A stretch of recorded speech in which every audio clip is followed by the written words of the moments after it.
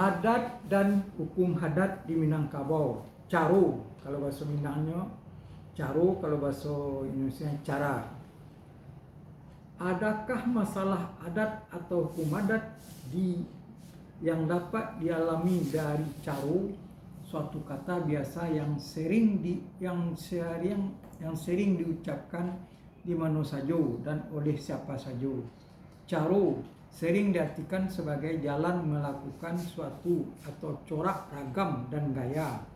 Bisa juga tentang adat kebiasaan atau bahasa dan dialek. Ia berpadanan dengan kata cara dalam bahasa Indonesia. Dalam penelusurannya, kata inko berasal dari kata yang sama dalam bahasa Sangsukerta, mengandung pengertian tingkah laku, tanda pangkat ataupun mata-mata. Oleh para pendukung bahasa budaya Minangkabau, berubah sebutan menjadi caro. Secara umum pengertian kata cara atau caro dalam bahasa Indonesia, Sangsukerta ataupun Minangkabau mempunyai persamaan atau setidaknya punya kaitan yang berdekatan.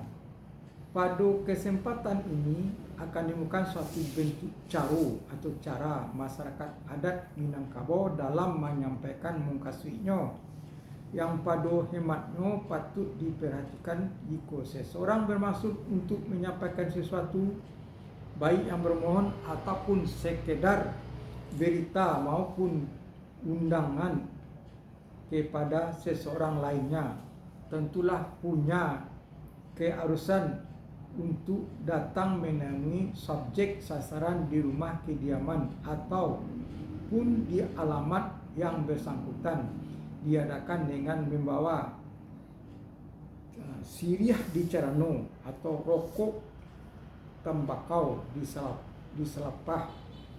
Maksudnya siriah di carano atau rokok tembakau di selapah sebagai basa-basi pembuka kata.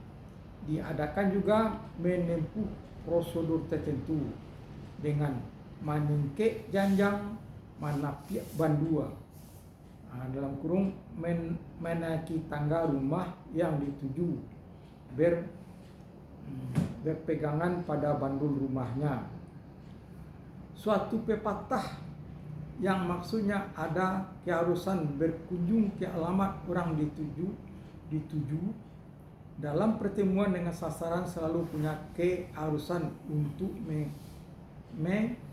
mengatakan kedudukannya sebagai orang yang tersuruh tasarayo atau tasarayo bahasa Minangnya, orang suruhan, boleh juga sebut orang suruhan.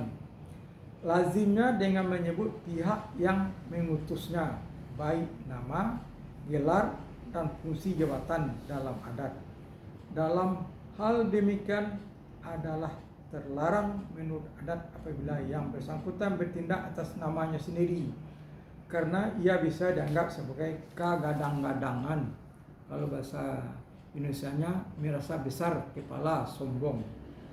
Atau lah nan tinggi pulau janjang dari bandua, maksudnya sudah merasa lebih tinggi pula tangga dari bandua.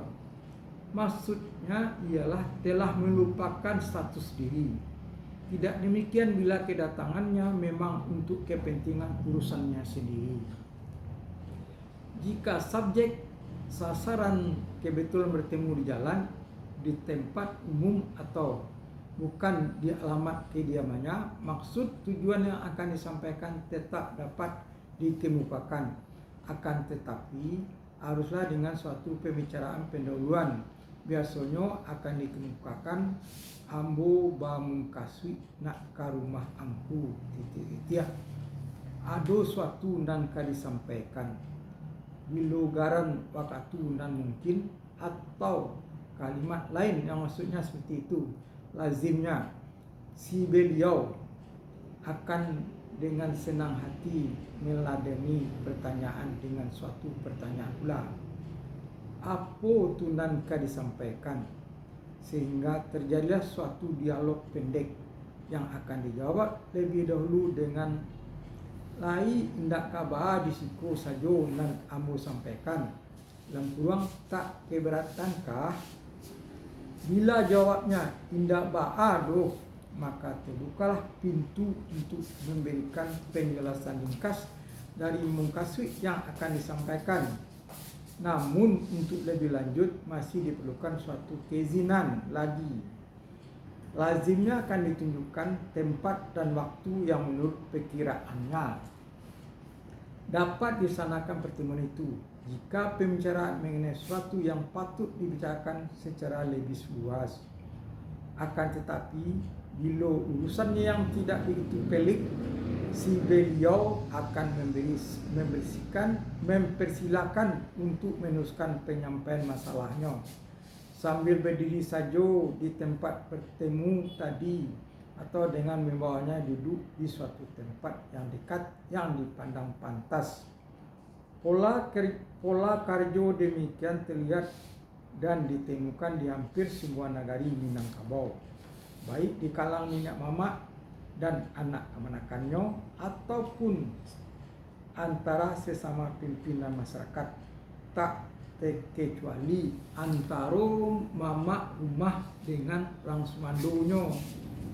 Dari keadaan demikian terlihat bahwa pola pergaulan masyarakat hukum adat Minangkabau sebenarnya cukup demokratis dan terbuka. Tidak terlibat adanya kehendak untuk mempersulit suatu urusan yang berhubungan dengan seorang fungsional adat atau fungsional masyarakat ataupun pemerintahan adat sekalipun. Ia tidak sama dengan kelaziman di sementara suatu birokrasi modern yang punya pola keharusan untuk berurusan di kantor. Meskipun tidak jarang ditemukan betapa sulitnya meminta waktu membicarakan suatu masalah di suatu kantor, baik karena kesibukan, karena kurangnya tempat penjadwalan kerja, atau begitu seringnya tidak ada di tempat. Demikian suatu tatanan adat dan hubungannya dengan kegiatan masyarakat dapat berjalan dan menjadi lancar urusannya tanpa adanya kemungkinan stagnasi karena para fungsional adat tersebut telah ditempatkan pada tempat yang dihormati. Tak ada kesan basilantas angan dari anak buah, anak menggunakan atau suatu pihak lainnya.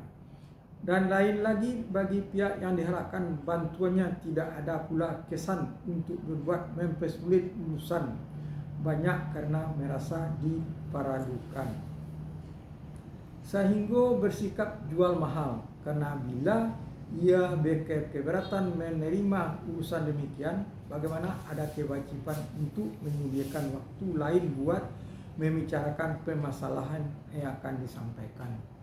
Karena yang bersangkutan menyadari benar bahwa dilahir awak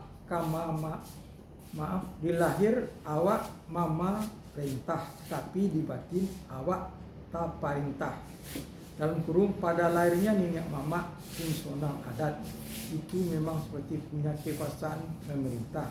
Akan tetapi pada tekadnya ia diperintah anak anakannya untuk ukuran modern.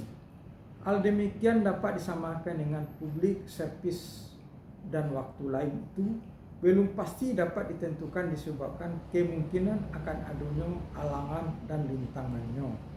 Oleh karena itulah maka yang bersangkutan perlu mengetahui lebih dahulu kadar persoalan yang akan disampaikan padanya, sehingga jika ia menganggap cukup sederhana dan dapat diselesaikan sambil lalu, buat apa perlu memperberat urusannya. Namun apabila suatu fungsional adat tadi memang punya kecenderungan mempersulit urusan karena ingin bercerita tinggi, penghormatan diberikan kepadanya dan telah melebihi kadarnya, biasanya yang bersangkutan akan ditinggalkan saja dari lingkaran tempat beria dan berbukan, dalam kurang berundiang. Toh ari kasiang luo, walau ayam jantan tak berkuat. Maksudnya siang tak kata tunda, meskipun ada seekor ayam tak berkokok. Dini hari begitu pepatah Minangkabau menyebutkan semua urusan tetap dapat dilangsungkan dengan persetujuan atau pengetahuan mama yang lain, karena yang disebut mama adalah mufakat kaum, suatu keadaan yang pada hematnya ditakuti oleh para mama Minangkabau, karena demikian berarti dia sudah dikucilkan orang banyak.